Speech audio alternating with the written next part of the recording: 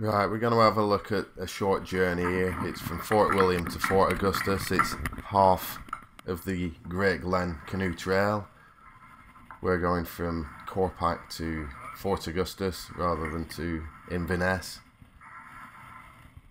We did plan on going further, but we chose to just do half the distance. So we've just got a bit of porterage at Corpach, and we're into the canal heading past Bannervie. Just paddling along, quite sheltered in the canal cutting here. Just a quick look back at Ben Nevis, still snow-capped even in the summer months. We're just coming up to another porterage spot down here. It's down at Lochie. Got the trolley out there, just a quick push. There's a lighthouse down here. You see on the right, you paddle past that and it opens up into Loch Lochie, which is, it's a fair old expanse. The weather's quite cold at this time of year, so we're well wrapped up. You can really feel the bitterness in the air. As we paddled into Loch Lochie, you could feel the wind in your face. It's quite a strong headwind. We're just looking for somewhere to camp for the first night. Found this spot down here, not too far from a place called Clunes. Quite tight, not much level ground for pitching tents. Of course, you're allowed to spend the night wild camping on the loch foreshores. You're not allowed to camp on the canal sides, but you can on the foreshore. Here we are the next day. Again, Ben Nevis in the distance. We're just paddling on. It's quite a long length down here, down Loch Lochie.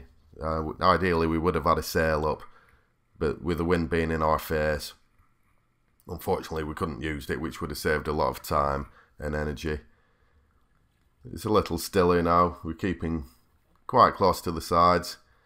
Seems to be a little more sheltered closer in. Plus you can stop easily to cook or put your waterproofs on if the weather does change. And of course, anything can happen in Scotland any time of the year. Great reflections in the water here. It's nice and still. I'm using a GoPro to film this, a GoPro Hero 2. I've got a bracket that I can put onto the paddle. So I said anything can happen, and yeah, we ended up with a bit of snow.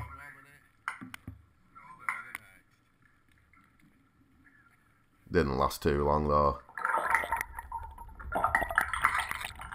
So the GoPro, it's good underwater as well. Good all round camera if you're looking for something like that. So this is another spot, Glass de Hor. You better excuse any pronunciation, it might not be right. This is coming down to the bottom of Loch Lochie near Kilfinnan, heading towards South Lagan. At the exit of Loch Lochie. Weather's come good now. It's snow 1 minute, beautiful sunshine the next, so your coat's on and off. These are the lochs down at South Lagan. So it leaves from here back into the canal system. You're back into the canal cuttings. Nice stretch down here. All tree lined, nice and sheltered. And we're paddling down here towards the swing bridge. It's near the start of Loch Oich. This is the shop at the Well of the Seven Heads. If you need any supplies, you can stop off there. You can get any supplies that you need. We're paddling towards the next camp spot down here, a place called Leety Fern. Nice level spot, nice level camping ground.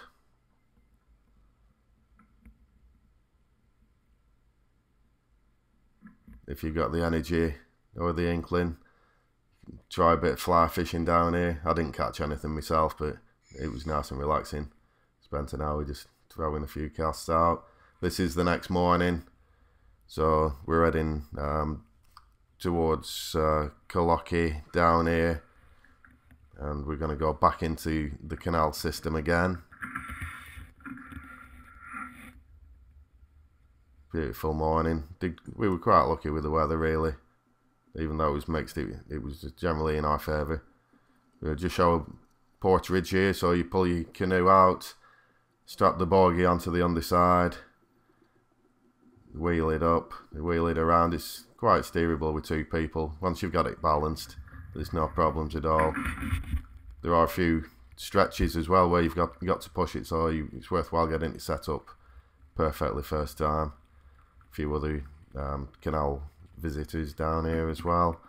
So this is the tail end of the canal system going towards Fort Augustus. We're just coming into Fort Augustus moorings down here now.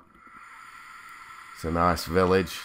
You've got another series of canal locks going up here. It's a very quaint place. If you're not in a rush, treat yourself. Get yourself some fish and chips like we did. Park your canoe up at the side of the road. There's no rush. Soak in the atmosphere and give yourself a tap on the back for your achievements. We were very happy with what we did. This is our last night's camping on the shores of Loch Ness. A trail well worth doing. If you don't think you can do the full trail, have a go at this. 30 miles. You'll end up a couple of happy canoe camping slackers.